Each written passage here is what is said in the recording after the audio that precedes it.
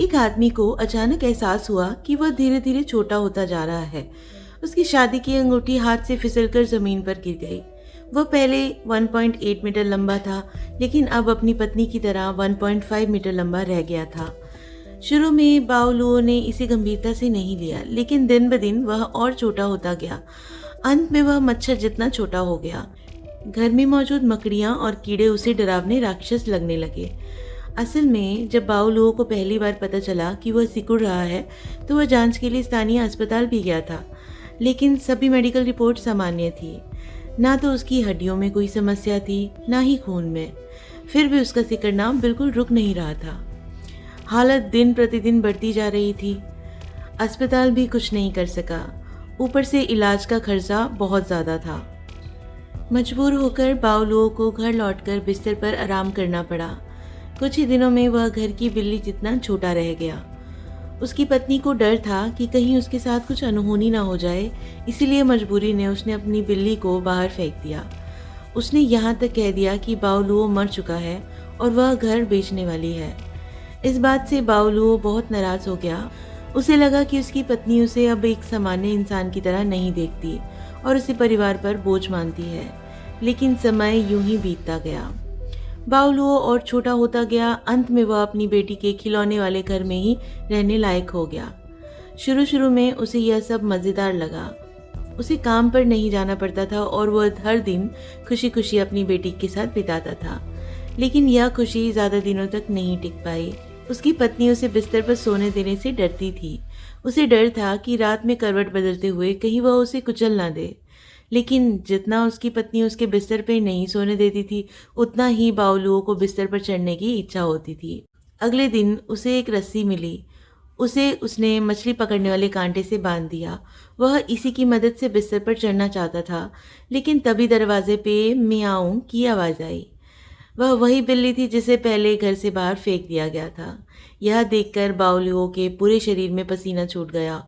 उसकी नज़र में अब वह बिल्ली एक विशाल दैत्य जैसी थी। वह उठकर भागना चाहता था, लेकिन गलती से मछली के कांटे से खुद को घायल कर बैठा।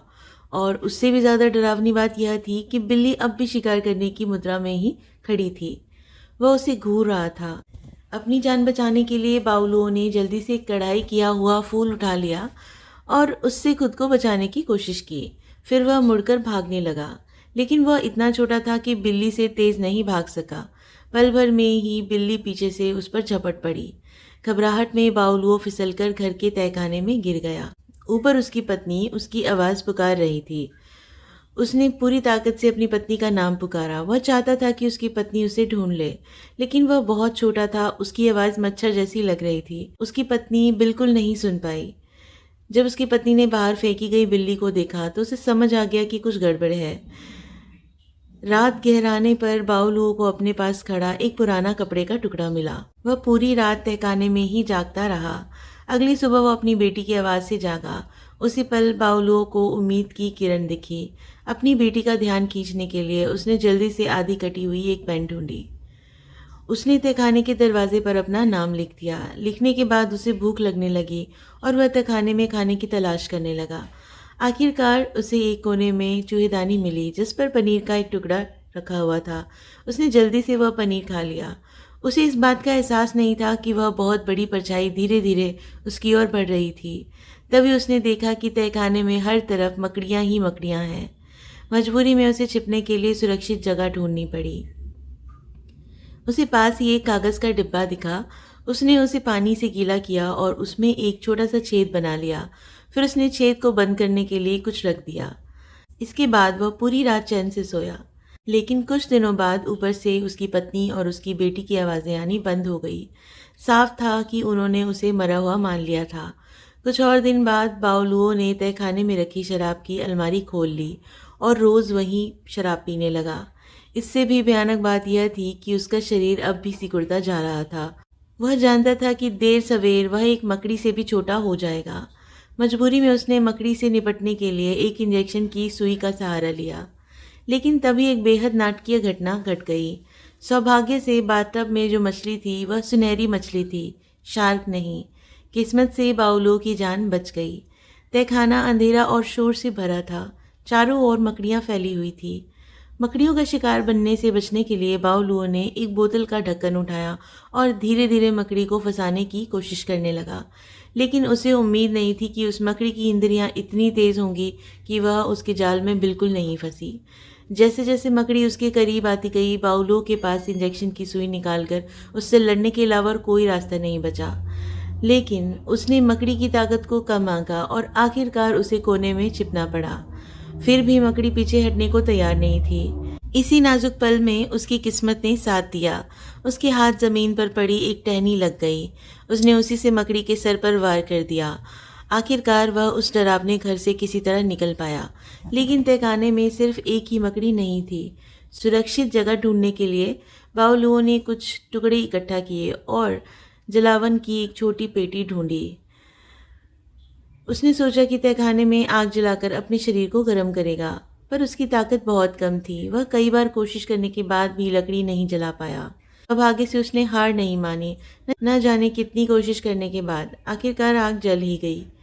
आग जलने के बाद बाउलुओ को थोड़ी राहत मिली, लेकिन दिन ब दिन उसका शरीर लगातार सिकुड़ता जा रहा था।